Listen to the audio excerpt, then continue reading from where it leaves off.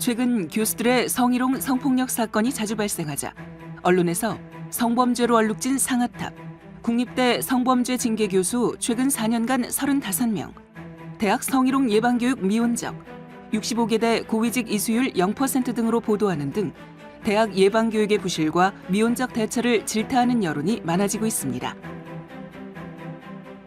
현행법상 대학은 교수에 대하여 성희롱 성폭력 예방교육을 실시해야 하지만 대학 구성원의 특성을 감안하고 현행 법령에 부합하는 내용으로 구성된 교수 전용 교육 자료는 아직 없는 상황입니다. 교수 성희롱 성폭력 예방교육의 실효성을 높여 양성평등이 구현되는 대학의 교육 환경과 문화를 조성하고자 국립한국방송통신대학교는 여성가족부 소속의 한국양성평등교육진흥원의 후원으로 대학 교수용 성희롱 성폭력 예방교육 영상 콘텐츠를 제작하였습니다. 이 콘텐츠는 모든 대학에서 교수를 대상으로 온라인 또는 오프라인으로 현행 법령에 따라 성희롱 예방교육과 성폭력 예방교육을 구분하여 실시하거나 성평등 관점에서 통합교육을 실시할 때 활용될 수 있습니다.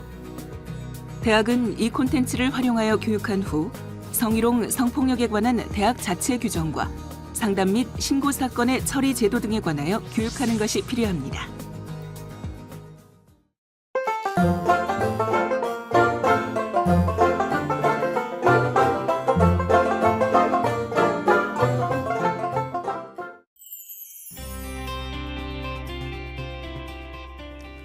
안녕하세요. 교수 성희롱 성폭력 예방교육의 진행을 맡은 아나운서 김호수입니다. 네, 안녕하세요. 공동으로 진행을 맡은 아나운서 김민지입니다. 네. 교수님들은 지식과 경륜이 높은 분들이라 강의만 하시는 분들이라고 생각을 했는데 오늘 이 교육에 수강자로 함께 참여하신다고 하니까 조금 긴장이 되기도 하고 왜 참여를 하실까 좀 궁금한 면도 없지 않습니다. 네, 저도 마찬가지입니다. 요즘 들어서 존경의 대상이 됐던 교수님들이 학생들이나 직원, 조교, 심지어는 같은 동료 교수들을 대상으로 성희롱이나 성폭력을 했다는 기사들 종종 볼 수가 있는데요.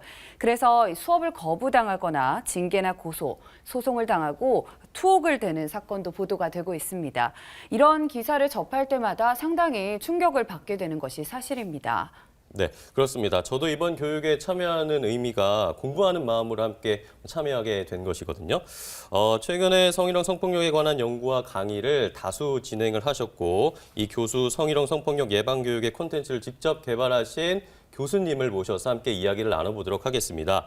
한국방송통신대학교 법학과 김혜림 교수님 나오셨습니다. 교수님 안녕하세요. 네, 안녕하세요. 네. 네. 자, 그럼 먼저 이 교육 콘텐츠를 연구 개발하신 배경, 의의를 좀 알고 싶어요. 저는 방송대에서 노동법, 사회보장법 또 강의 외에 남녀평등과 법이라고 하는 교과목도 담당하고 있습니다. 남성과 여성 사이에 발생하는 성차별이라든지 또 성희롱, 폭력 등의 인권 문제, 젠더 문제를 연구를 하고 있죠. 그 중에서 이제 성희롱은 저희 오랜 연구 주제이기도 합니다. 최근에는 이 대학에서 발생하는 성희롱 성폭력에 관한 판례와 결정례를 수집하고 분석하는 작업을 계속하고 있습니다. 그래서 한국양성평등교육진흥원으로부터 의뢰를 받아서 이 교육 콘텐츠를 기획을 하게 된 건데요. 대학에는 아시다시피 교수와 직원, 학생으로 구성되어 있지 않습니까? 근데 그 구성원별로 지위와 역할이 다르기 때문에 성희롱이나 성폭력이 발생하게 된 양상이라든지 또 적용 법규도 다릅니다. 그래서 이러한 대학의 특성을 감안해서 교수용과 직원용으로 구분해서 영상 콘텐츠를 기획하고 개발하게 됨으로 해서 보다 유용하고 효과적인 맞춤형 교육 자료를 만들게 된 것입니다.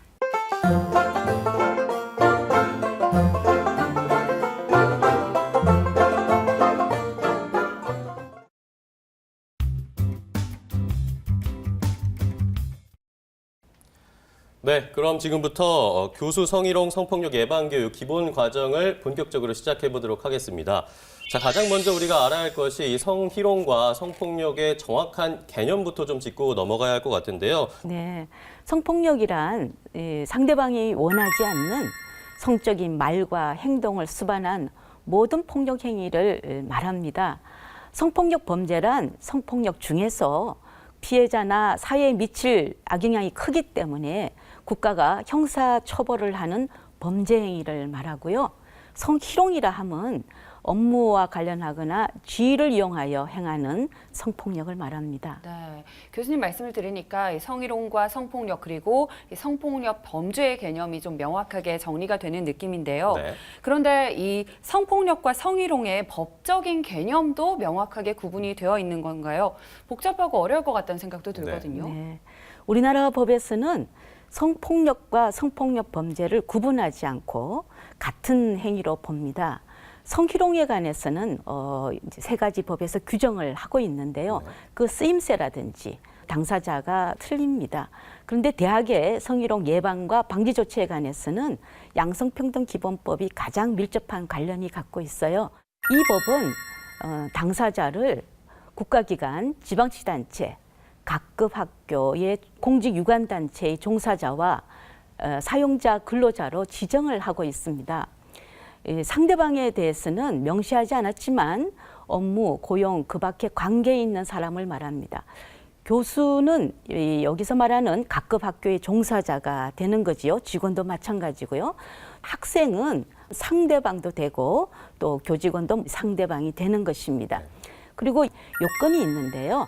업무와 관련하거나 지위를 이용하여 성적인 요구나 언동을 하는 것인데 그 행위가 세 가지로 나눠져 있습니다. 상대방에게 성적 굴욕감이나 혐오감을 느끼는 행위 또는 상대방에게 그 성적 요구를 불응한 것을 이유로 불이익을 주는 행위, 그리고 성적 언동을 따르는 것을 조건으로 이익 공여의 의사표시를 하는 행위가 되겠습니다. 네.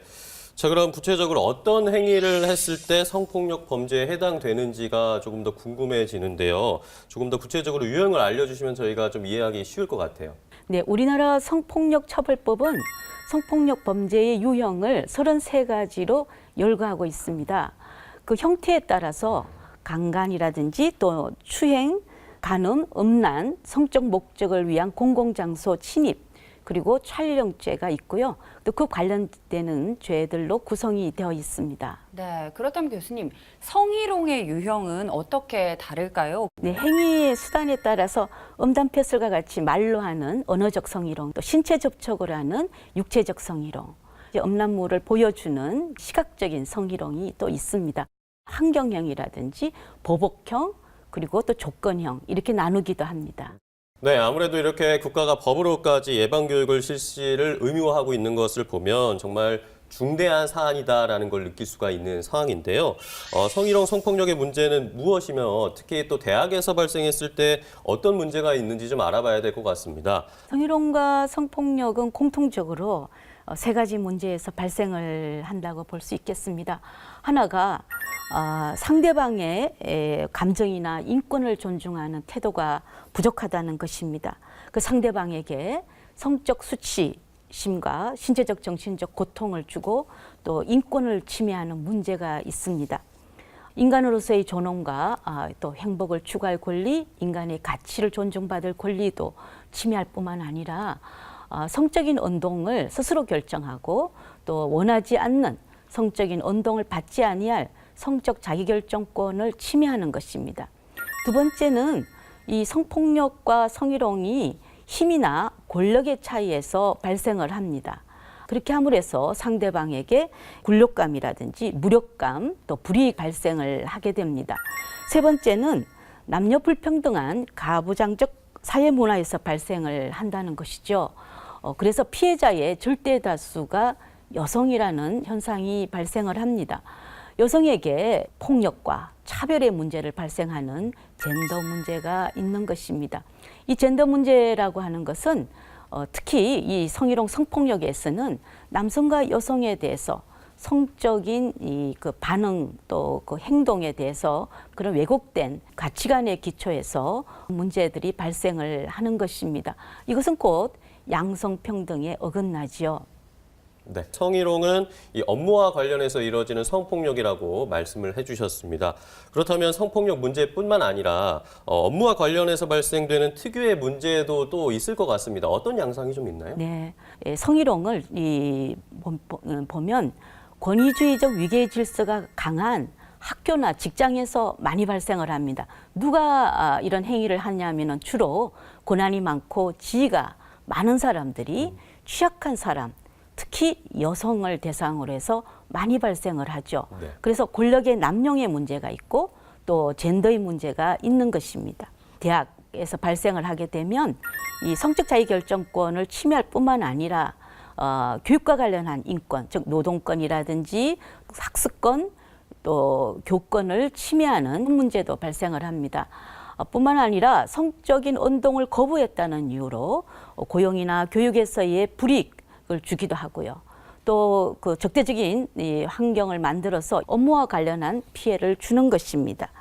이러한 그 피해는 피해자가 행위자와 상시 대면을 해야 하기 때문에 더욱 가중이 된다고 하겠습니다. 그러니까 이 성희롱을 업무상의 불이익으로까지 이어지기 때문에 성차별로 보는 관점도 맞다고 볼 수 있는 거네요. 네, 성차별이란 성과 관련해서 어떤 특정 성에게 불이익을 주는 행위를 말합니다. 근데 성희롱이라고 하는 것은 업무의 성과나 능력과 관계없는 성적인 운동을 거부한 것을 이유로 불이익을 주는 것이 않습니까? 네. 또 여성을 대상으로 하는 거지요. 그러므로 성차별로 보는 것입니다. 네. 자, 그럼 이제 말씀을 해주신 것처럼 성희롱이 굉장히 좀 심각한 문제라고 할 수 있는데, 그럼 이 성희롱이 행위자와 혐의자 그리고 사업장에 어떤 악영향을 미치는지 좀 구체적으로 알아봐야 될 것 같습니다. 네. 특히 이제 그 혐의자나 행위자에게도 우선 도덕적인 비난이 매우 강하지 않습니까? 그러니까 어렵게 얻은 직장 또 학교의 지위를 잃어버릴 수도 있고요. 명예를 손상당하고 사회생활이나 가정생활을 하기가 힘들고 또 자신의 능력을 충분히 발휘하지도 못하는 악영향을 주지요. 뿐만 아니라 이제 그 사업장, 특히 대학에서 성희롱 성폭력이 발생을 하게 되면 고등교육기관으로서의 기능이라든지 신뢰도가 훼손이 되고 또 법적인 책임도 그 행위자와 함께 져야 되는 문제들이 있죠. 네.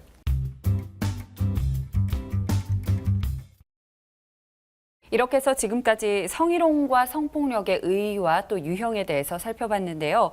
이제는 대학 성희롱, 성폭력의 특성과 문제에 대해서 살펴보도록 하겠습니다. 네. 교수님, 먼저 이 대학 성희롱, 성폭력이란 구체적으로 어떤 행위를 말하나요? 네, 대학에서 구성원 그 상호 간에 성희롱이나 성폭력을 하는 것을 총괄해서 많은 대학에서 대학 성희롱 성폭력이라고 지칭을 하고 있습니다.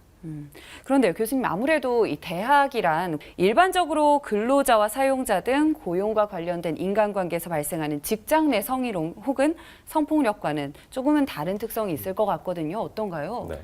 네, 대학은 고등교육기관이죠. 또 교수와 직원들에게는 일터가 되고요. 학생들에게는 배움터가 됩니다. 그런데 교수와 또 직원, 또 학생에게는 지위와 역할에 있어서 상당한 차이가 있습니다.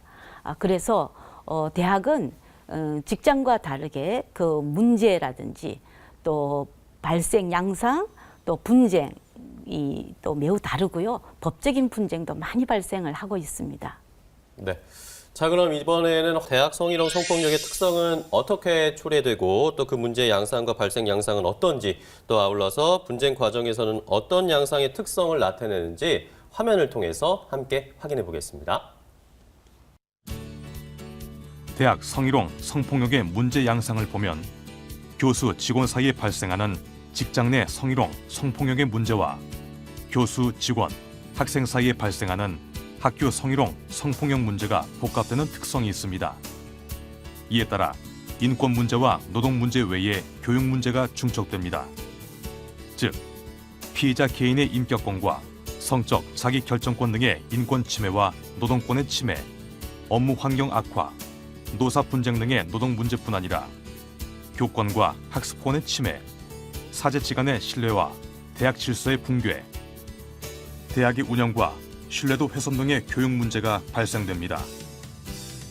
대학 성희롱 성폭력의 발생 양상을 보면 남성 교수들에 의해 발생하는 경우가 많은데 피해자는 주로 여학생이지만 여성 조교와 직원, 동료 여성 교수와 남학생이 대상이 되는 사건도 발생합니다.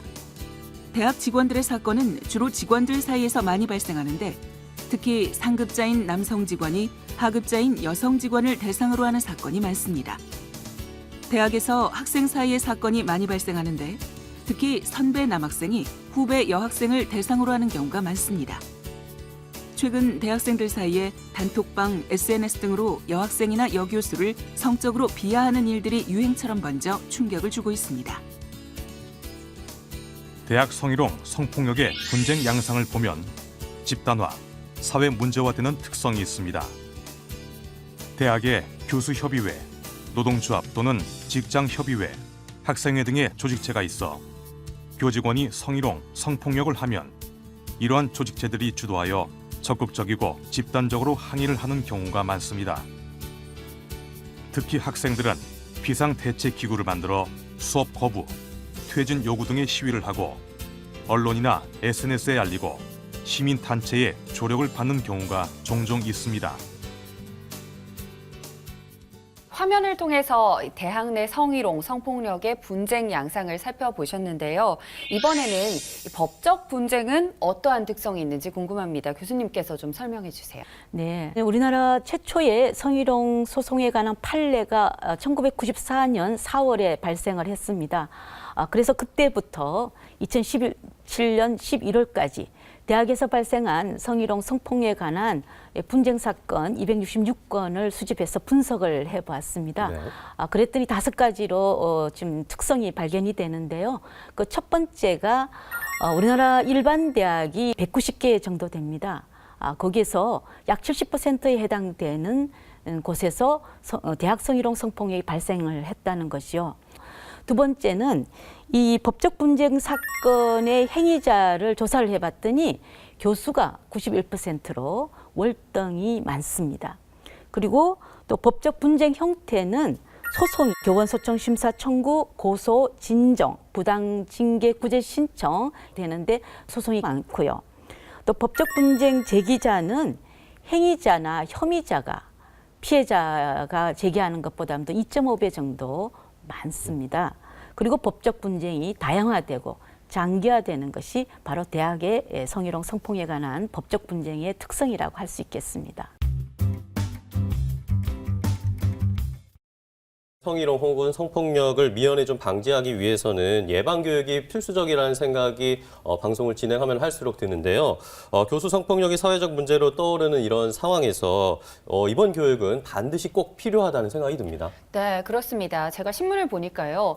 대학 내 성희롱 예방 교육이 부실하게 이루어지고 있어서 네. 교수들의 참여가 굉장히 적다고 합니다.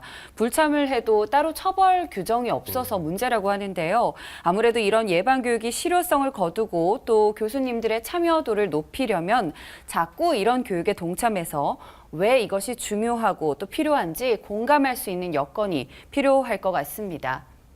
네, 맞습니다. 무엇보다도 교수님들이 이 대학에서 성희롱 성폭력을 왜 방지해야 하는지에 대한 공감대를 형성하고 양성평등에 관한 관심을 가지는 것입니다. 그래서 교수가 성희롱의 혐의자나 행위자 그리고 피해자가 되는 일을 방지하죠. 또 교수들은 사건의 조력자라든지 또는 처리를 해야 되는 업무를 맡는 경우들이 많기 때문입니다. 그래서 사건이 발생했을 경우에 또 상대방의 입장을 고려해서 신속적절하게 사건을 처리하는 것이 필요합니다.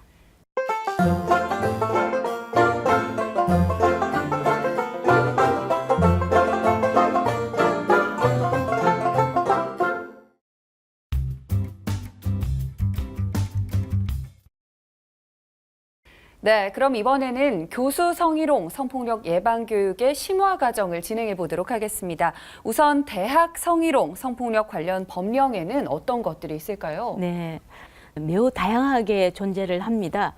현재 양성평등기본법은 성희롱, 또 남녀고용평등법은 직장 내 성희롱, 성폭력방지법은 성폭력에서 규정을 하고 있는데요. 국가인권위원회법에서는 국가인권위원회가 진정을 접수하고 처리하는 성희롱을 규정을 하고 있는 거지요. 그 외에 교육공무원법, 공무원법에서는 성희롱을 한 고위공무원이나 공무원에 대한 징계 등을 규정을 하고 있습니다. 네. 대학 성희롱 성폭력에 관한 법이 지향하는 바를 또 아는 것이 중요할 것 같은데요. 한번 개념 정리를 해주실까요? 네. 다양한 법들을 관통하고 하는 기본 원칙이 네. 있습니다. 그것은 피해자의 관점이라든지 또 인권을 중시한다는 것입니다. 두 번째는 대학이 적극적으로 예방을 하고 또 자율적으로 대처를 하도록 요구한다는 것이죠. 세 번째는 특히 교수와 공무원에 대해서는 그 성희롱 성폭력을 했을 때 매우 제재를 강화를 하고 있습니다. 네. 그리고 이제 네 번째는 정부, 특히 여성가족부가 행정 지도를 강화하겠다는 그런 뜻이 담겨져 있습니다. 그럼 이제 본격적으로 예방 교육에 대해서 살펴봐야 할 텐데요. 대학은 성희롱, 성폭력 예방 교육을 어떤 대상에게 또 어떻게 실시하고 있나요, 교수님? 네, 모든 대학 총장들은 매년 양성평등기본법에 따른 성희롱 예방교육 그리고 성폭력방지법에 따른 성폭력 예방교육을 1회 이상 실시를 해야 됩니다. 신임 교수나 또 신임 직원들이 왔을 때는 임용된 날로부터 2개월 이내에 교육을 실시를 해야 되죠. 또 성희롱 성폭력 예방교육은 가정폭력이나 성매매 예방교육과 성평등 관점에서 통합하여 실시도 할 수 있습니다. 양성평등기본법에 따라 성희롱 예방교육은 성희롱 예방에 관한 법령, 성희롱 발생 시 처리 절차 및 조치 기준, 성희롱 피해자에 대한 고충 상담 및 구제 절차, 성희롱을 한 사람에 대한 징계 등 제재 조치, 그 밖에 성희롱 예방에 필요한 내용이 포함되어야 한다.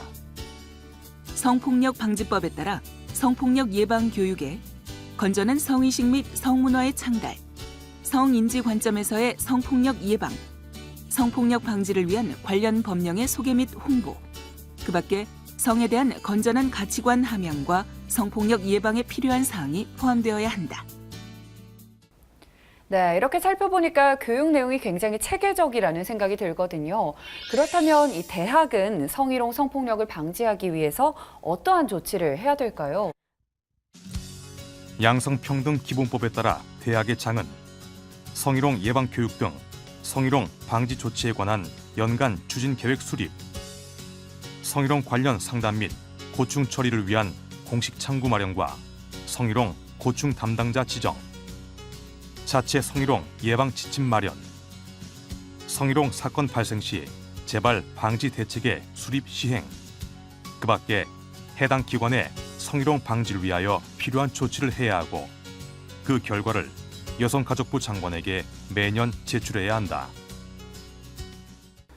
네, 이렇게 대학에서의 조치 방법을 먼저 알아봤습니다. 그렇다면 이제 정부에서는 또 뭘 하는지 함께 살펴봐야겠죠. 정부의 조치는 어떤가요?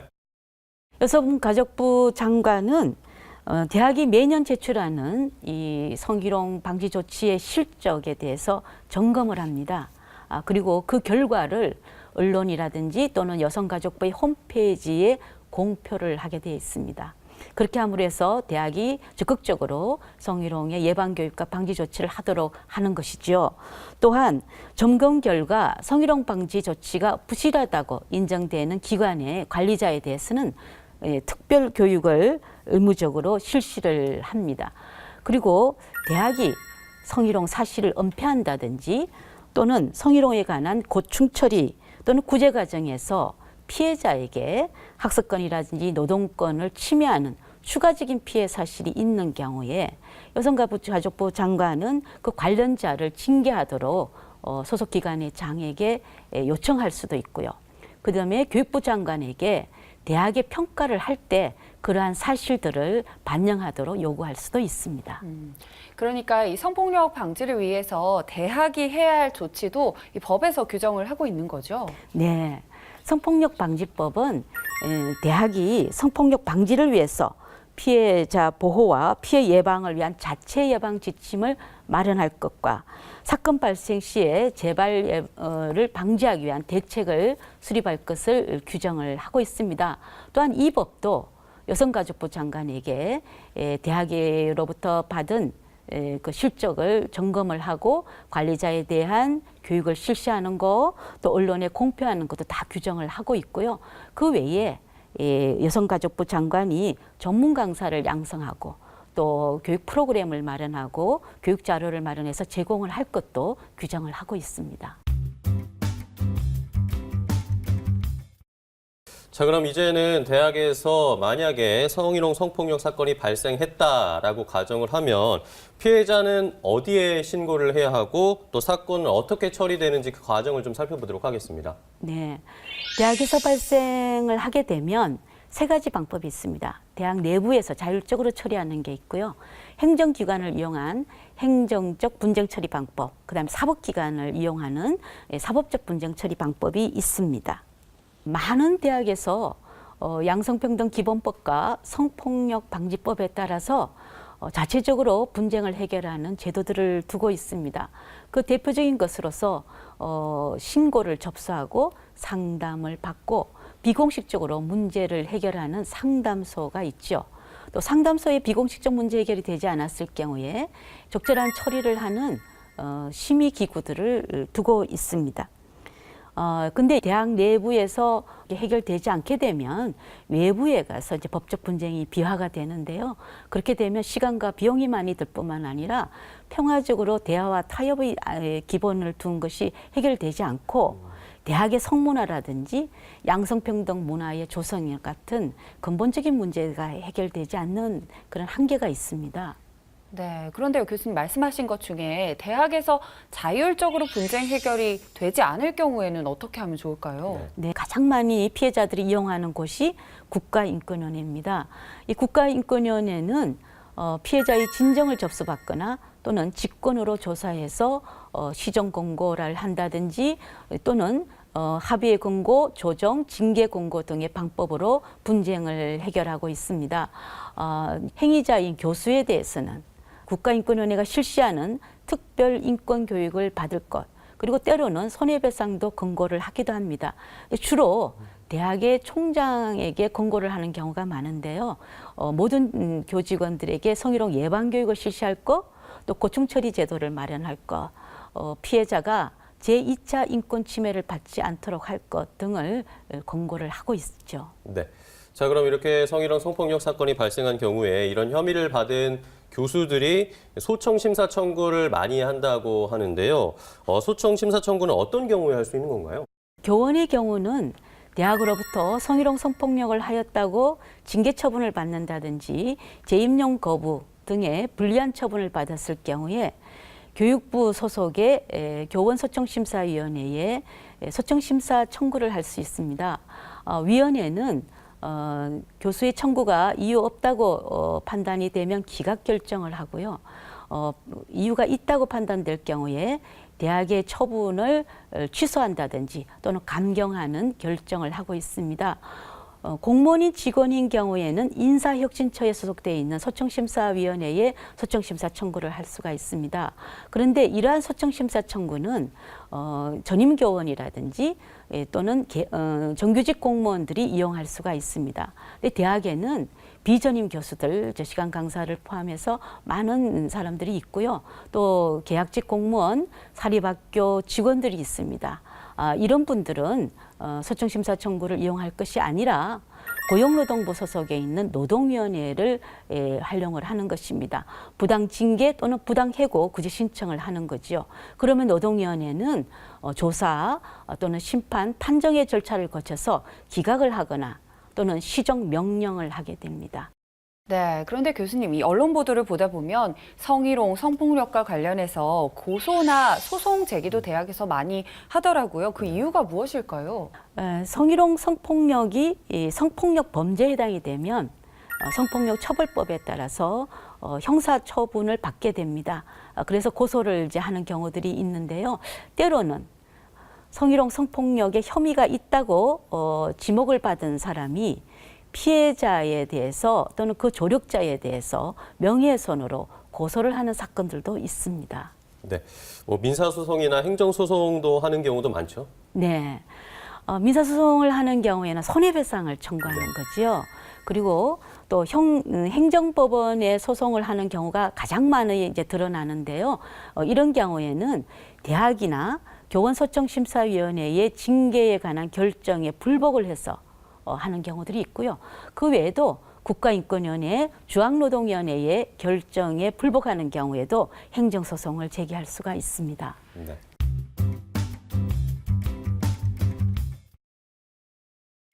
네, 그럼 교수가 성희롱, 성폭력 행위를 하게 되면 구체적으로 어떠한 제재를 받게 되는지요? 징계 등의 행정적 제재, 또 손해배상 등의 민사적 제재, 형사처벌 등의 형사적 제재를 받는데요.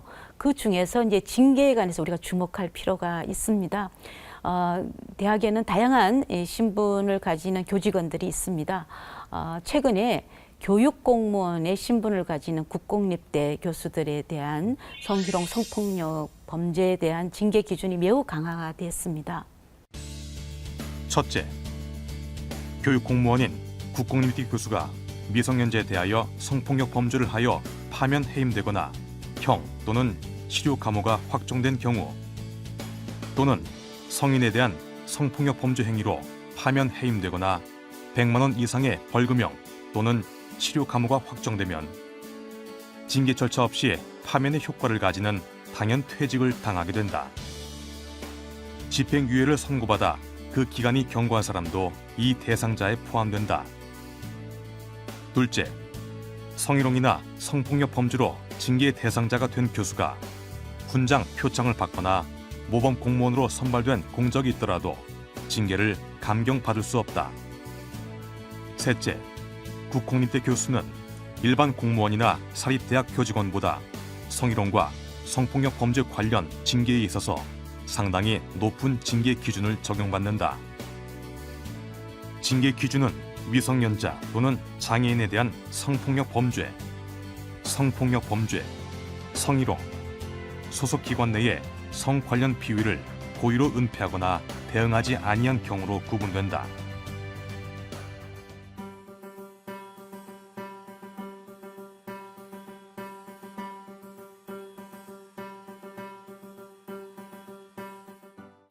네, 그렇다면 사립대학 교수 같은 경우에는 어떤지 궁금한데요.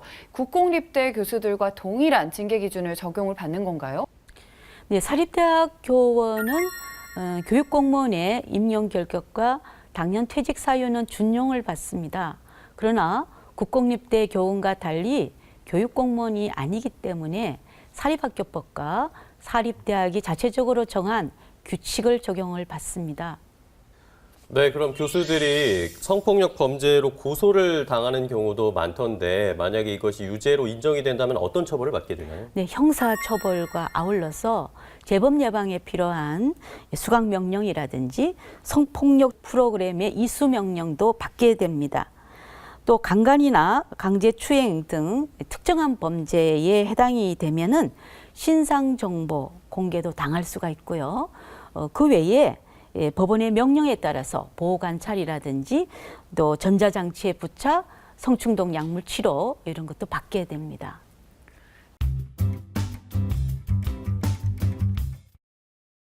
네, 교수님 말씀을 듣다 보니까 이 성희롱이나 성폭력을 당한 피해자가 과연 어떠한 보호를 받을 수 있는지도 궁금하거든요. 네.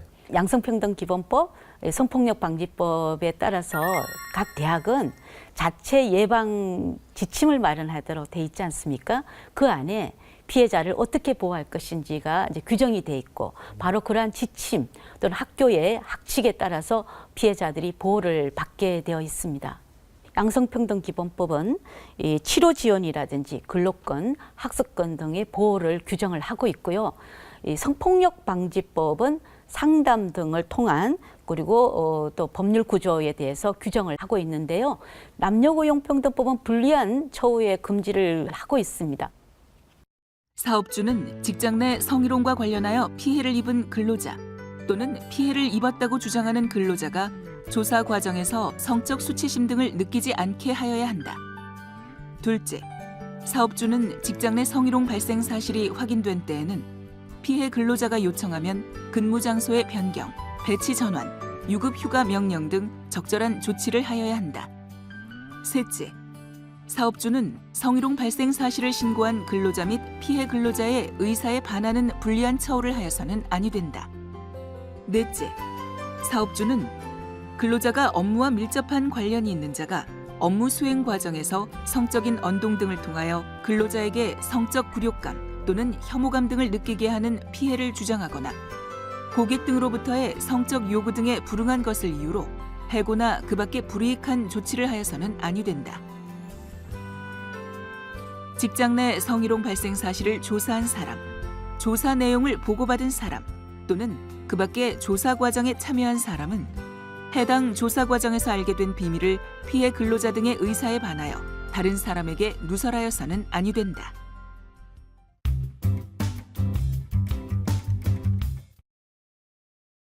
자, 그럼 이제 교수의 성희롱 성폭력 사건의 실제 사례를 좀 확인을 해봐야 되겠는데요. 먼저 여학생이 피해자가 된 사건입니다. S대 인권센터는 천재 수학자로 유명한 강 교수가 상습적으로 여학생들을 성추행했다는 신고를 받고 자체적으로 진상조사에 나섰습니다. 학생들은 피해자 비상대책위원회를 구성하고 철저한 진상조사와 처벌을 요구하는 기자회견을 열어 이 사건은 사회적으로 큰 주목을 받게 됐습니다. 이 대학은 인권센터가 파면 의견서를 제출하자 강 교수가 교원으로서의 품위 유지 의무를 현저히 위반했다며 2015년 4월에 파면했습니다. 서울 북부지방법원은 강 교수가 지도교수로 있는 힙합 동아리의 여학생들, 진학 도움을 요청한 여성, 자신의 지휘 감독하에 있는 인턴 여직원 등 7명의 다수 피해자들에게 상습적으로 강제추행죄를 저질렀음을 인정하고 징역 2년 6개월, 160시간의 성폭력 치료 프로그램, 3년간 정보통신망을 이용한 신상 공개를 명했습니다. 1심 판결에 대해 검찰과 강 교수는 모두 항소하였지만 법원은 이를 기각했고 대법원도 상고를 기각하였습니다. 성희롱이나 성폭력은 그 대상이 여성인 경우가 좀 비일비재한 상황인데요. 혹시 교수가 남학생을 대상으로 성희롱이나 성폭력을 한 그런 사건도 있나요? 아주 드물기는 하지만 네. 국가인권위원회가 조사한 사건이 있고요. 또 법원의 판례를 통해서 한 4건들이 있습니다. 한번 살펴보도록 하죠. K대학의 신 교수는 자신의 집에서 남학생들에게 술을 먹인 후 성추행한 혐의로 고소당했습니다. 이 사건이 보도되자 대학은 진상조사위원회를 구성하여 4명의 남학생들이 피해를 당했다는 사실을 파악하고 신 교수를 파면했습니다. 신 교수는 교원소청심사위원회에 학교에 파면 처분 취소를 청구했지만 위원회가 기각하자 행정법원에 파면 처분 취소 소송을 제기하였습니다.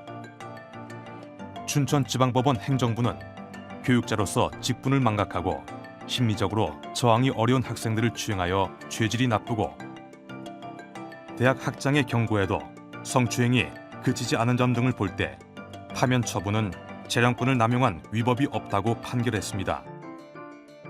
그런데 서울고등법원은 대학이 징계 의결 요구서의 실질적인 징계 사유를 누락함으로써 신 교수가 그 부분에 관하여 소명 자료를 제출할 기회를 박탈한 것은 파면 처분에 중대한 절차상 하자가 있다며 파면 청구를 취소한다는 판결을 내렸습니다. 그러나 대법원은 교수가 자인한 강제추행 사실만으로도 교육 공무원으로서 품위 유지 의무를 위반해 학교 측이 파면 처분을 내릴 만하다며 원심을 파기환송했습니다. 네, 그렇다면 이 여성 교수가 남학생을 대상으로 성희롱한 사건도 있을 법하거든요. 어떤가요? 네, 아주 드물긴 한데요. 언론에서도 많이 보도한 사건입니다. 무용계의 여교수가 남녀 학생들에게 성적으로 모욕감을 주는 이제 발언을 하였다고 한 문제가 된 사건입니다. 학교로부터 결국은 이제 해임을 당한 사건이고요. 학생들은 양성평등 상담실에 상담도 하고 또 대외적으로 이 사건을 알려서 시정을 촉구한 그런 사건입니다. 한번 살펴보도록 하죠. 네.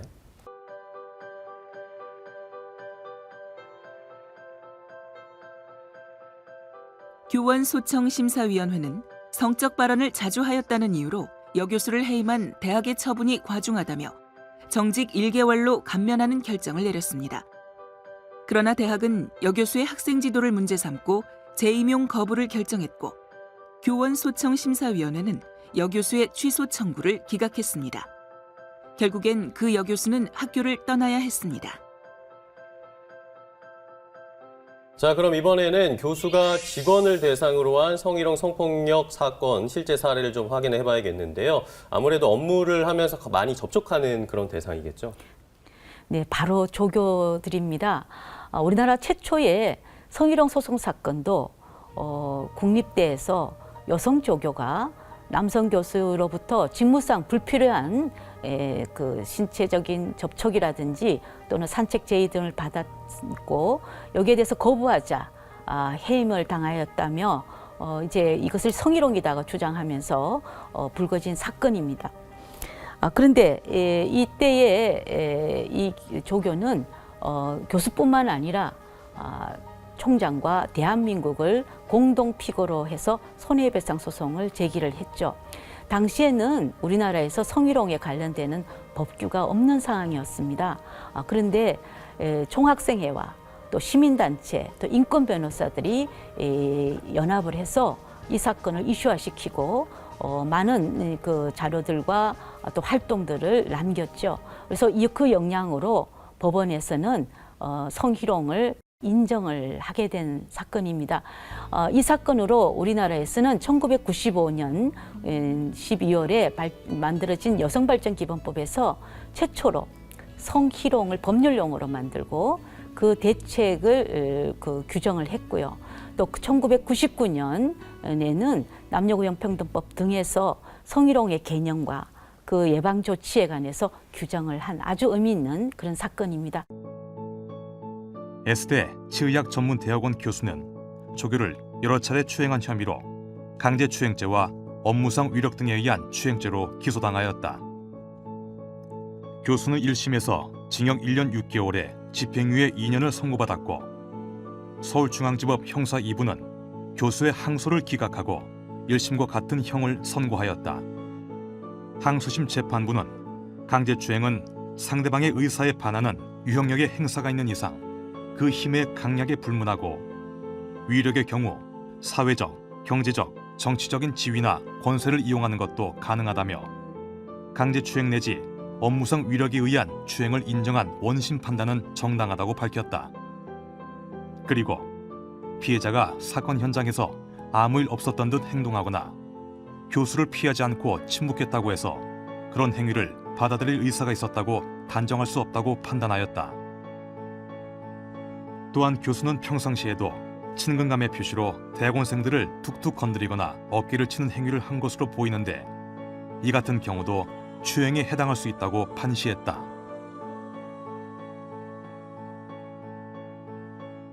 자, 그러면 교수가 성희롱 성폭력의 피해자가 된 사건의 경우도 있을까요? 네, 여교수들 사건이죠. 네. 근데 그 중에서 이 여교수들이 피해자가 되는 경우에는 행위자가 남성 교수인 경우들이 많고요. 그 외에는 또 학생이 최근에 또 성적으로 비하하는 그런 사건도 발생했습니다. 한번 살펴보죠. 대학 부속 병원의 과장인 의과대 교수는 회식 중에 여교수의 몸을 수차례 껴안고 입술을 맞춘 며칠 후 의사와 레지던트 20여 명이 있는 회의실에서 자신이 여교수에게 성희롱을 하였다며 사과문을 낭독해 물의를 빚었습니다. 이 일로 대학은 그 과장을 겸임 교수 측에서 직위 해제했다가 해임 처분을 하였습니다. 교수는 교원 소청 심사 청구를 하였으나 기각당하자 행정소송을 제기하였습니다. 서울행정법원은 피고인이 국립대 교수이자 관련 의학 분야의 권위자로서 모든 사람들에게 모범을 보여야 할 지위에 있음에도 불구하고 오히려 지위를 이용해 강제추행 등의 범행을 저질렀다는 점에서 그 비난 가능성이 크다며 원고의 청구를 기각했습니다. 한편 피의자인 여교수는 그 과장 교수를 강제추행과 명예훼손의 죄로 고소했는데 법원은 1심과 2심에서 유죄를 인정해 징역 6월, 집행유예 2년을 선고했습니다. 다음은 남학생들이 여교수를 대상으로 성희롱, 성폭력을 한 사례입니다. 한 대학에서 남학생들이 단체 카톡방을 통해 여교수를 상대로 노골적인 성적 비하와 욕설을 함으로써 모욕죄로 고소되었고, 울산지방법원은 남학생 2명에게 50만 원에서 100만 원의 벌금형을 선고하였습니다. 재판부는 피고인들이 별다른 이유도 없이 여교수를 모욕했지만 반성하는 점을 참작해 벌금 형량을 결정했다고 밝혔습니다.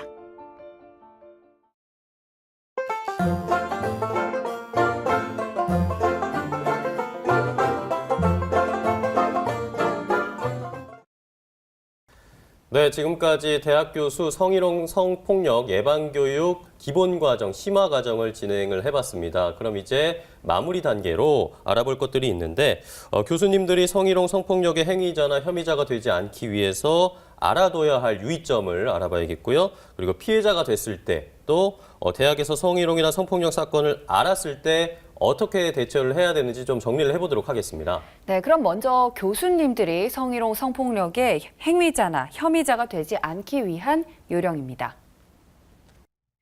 첫째, 교직원과 학생에 대하여 어떠한 곳에서든 가능한 성적 함의가 있는 언동을 자제한다.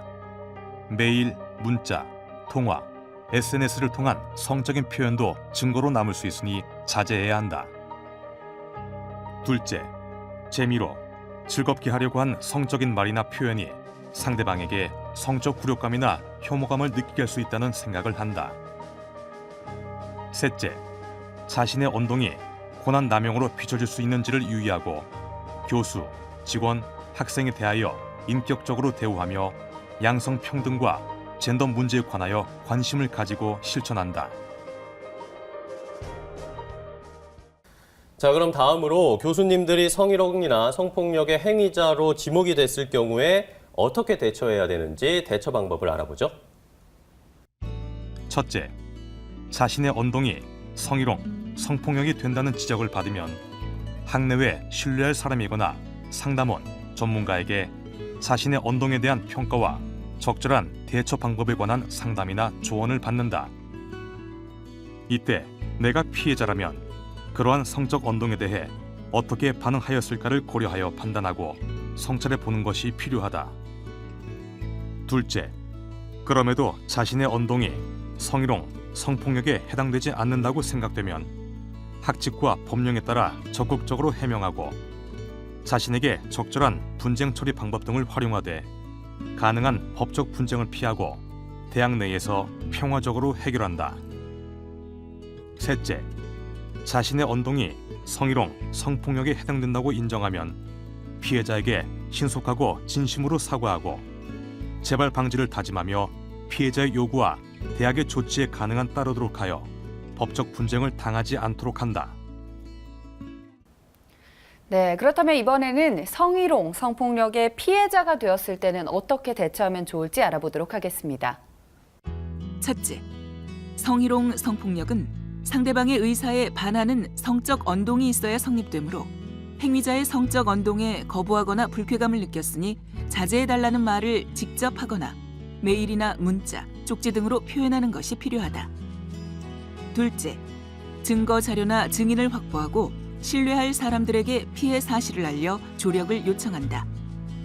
셋째, 자신에게 적절한 학내외 상담소나 분쟁 처리 기관을 활용하되 법적 분쟁 처리 방법보다는 먼저 대학의 상담소에 상담 요청이나 신고를 하여 대학 내에서 신속하고 평화적으로 해결하도록 한다. 넷째, 법원의 결정이 있기 전에 혐의자나 행위자의 실명이나 신상을 공개하면 명예훼손죄로 피소될 수 있음을 유의한다. 자, 그럼 이번에는 대학에서 성희롱이나 성폭력 사건이 발생했다는 것을 알았을 때 어떻게 대처해야 하는지 알아보겠습니다. 첫째, 성희롱, 성폭력 사건을 목격했을 때에는 행위자의 성적 언동을 중지시키며 피해자를 돕고 필요한 경우 증언을 한다.